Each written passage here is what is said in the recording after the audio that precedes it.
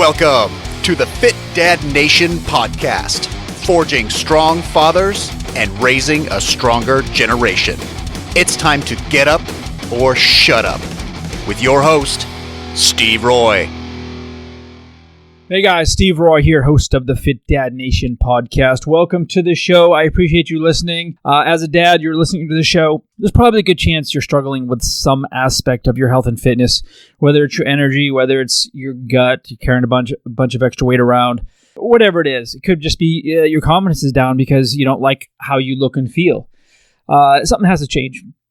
Obviously, if you knew what you were doing and you were applying that information, you would have the results that you want to have. Problem is, life gets in the way, and it's very difficult to stay consistent, to stay on track month after month after month. And as you know, consistency is the key to all of this. And one of the keys to consistency, in my experience, is being part of a tribe, some kind of accountability group, something that will help you stay accountable and keep your word to yourself when shit gets in the way. And it always does. So we have a couple of groups. We have a free private Facebook group called the Fit Dad Base Camp that you can join. We also have a private membership program. That's our paid community, and that's the Fit Dad Nation Inner Circle. And that's where guys that are really committed getting better every single day, month after month. That's where we meet. We do stuff every month. We're getting ready to start another challenge as well.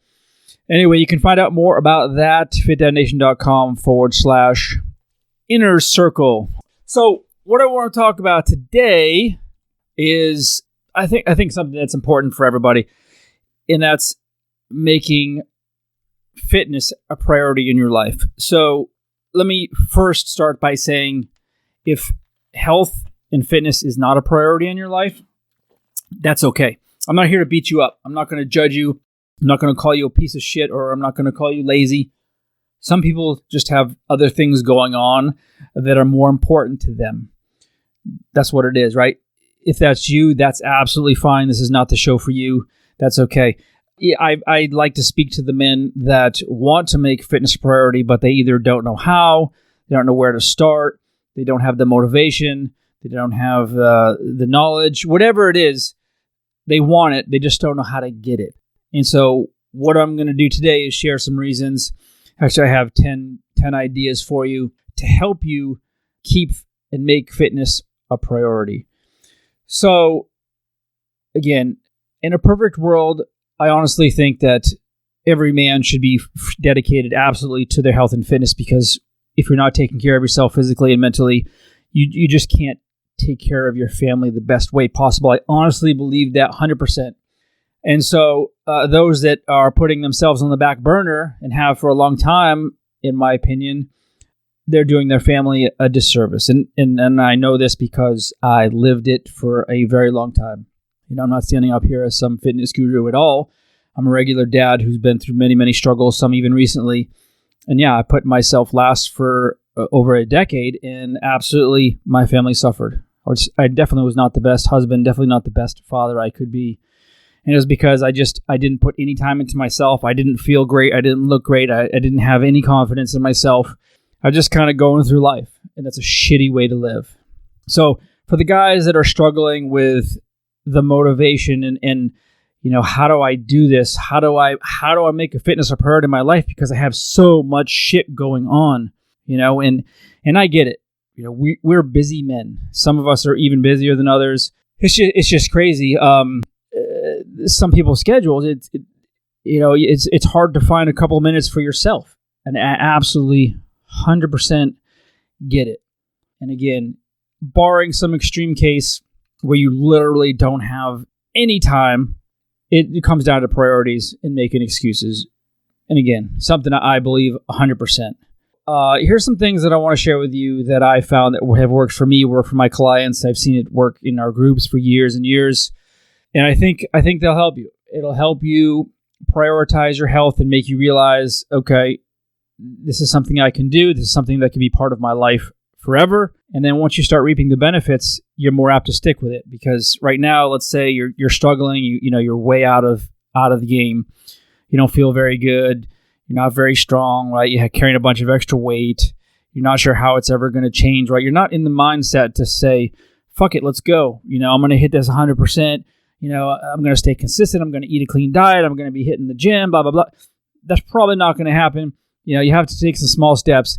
But here in this particular show, what I just want to share are just some very simple ways that you can kind of incorporate into your life that will help you bring fitness into your life. Of course, I'm not talking about neglecting your family to focus on yourself, be in the gym all day. Of course not. But you do have to take care of yourself. You do have to make yourself physically and mentally stronger. Absolutely. First, I will say, create a plan. It doesn't have to be a long, drawn-out set of goals. It doesn't have to be a long plan per se, but just have a plan. Go into it knowing what you want to accomplish. Is it better to have a support group? Is it better to have a structured program? Sure. Those things absolutely help. Those are things that we provide at the Fit Dad Nation, but it's not necessary. It's not required. You can do this stuff. Just it makes sense to have something down that you can look at and say, okay, this is what I'm shooting for. I want to be able to jog 1 mile in 2 months, whatever the goal may be. It could be small, it could be big, and then work towards that. So have a plan. I'll also say putting your ass on the line, and I will even go as far as to say putting money on the line.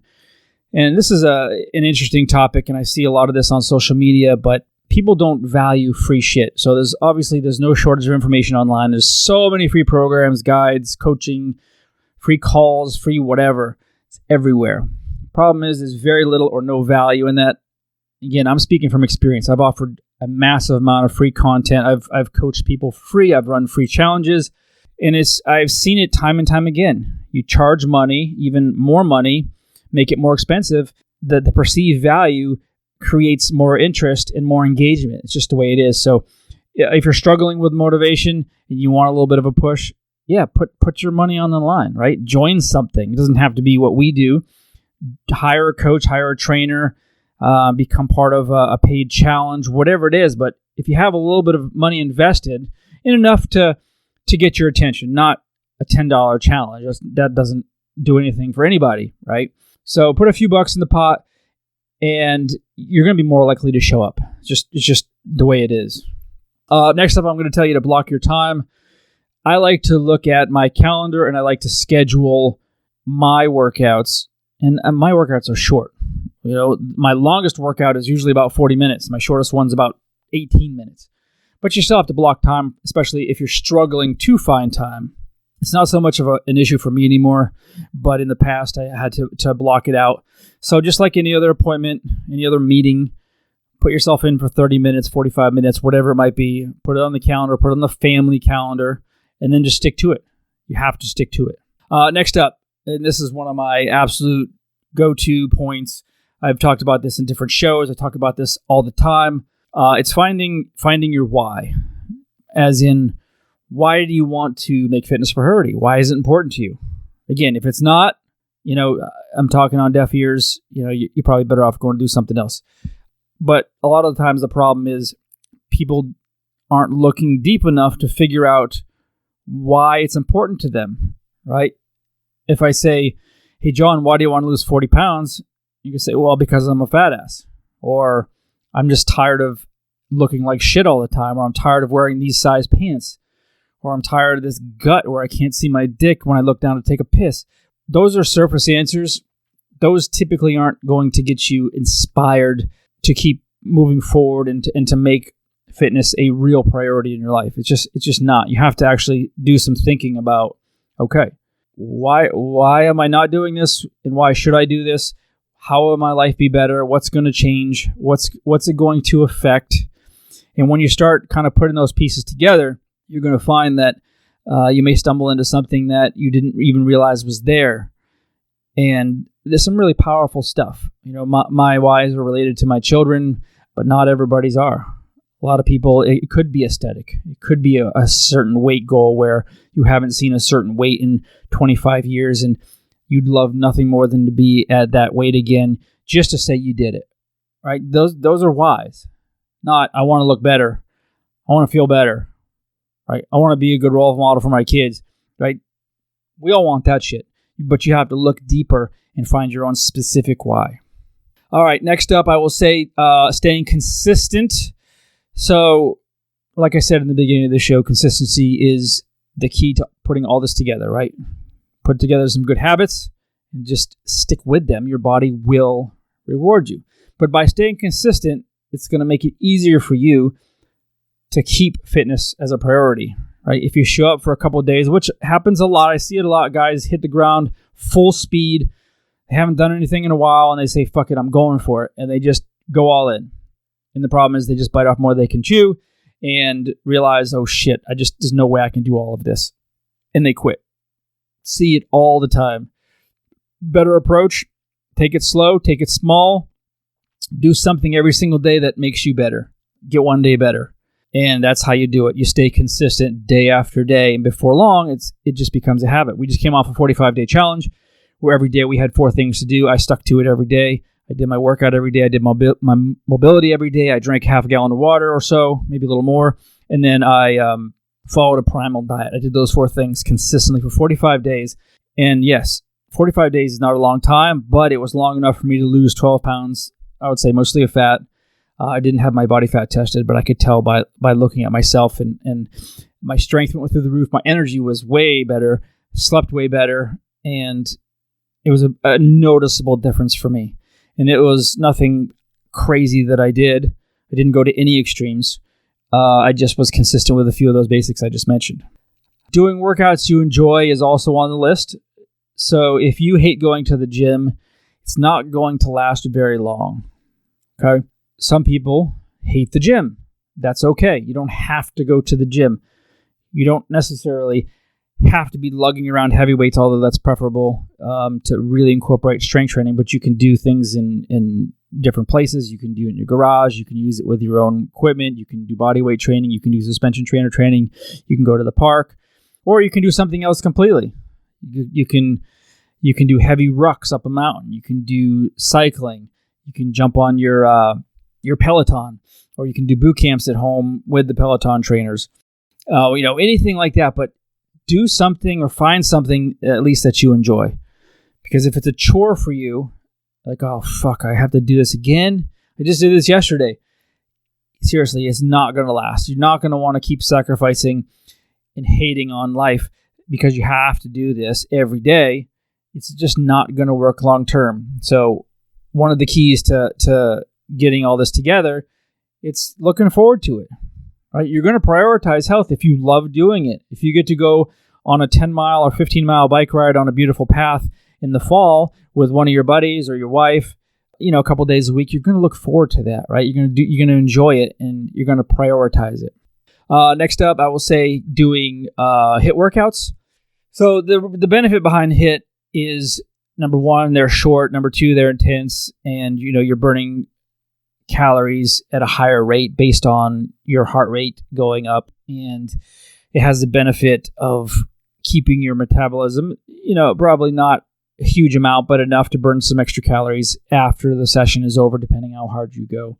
I like using it mainly because it's short and intense. I don't want to, and nor do I think it's needed at all, to spend a long time, more than 30 minutes doing any kind of conditioning / cardio work. I think the days of running on a treadmill, I think running in general is a horrible tool for fat loss.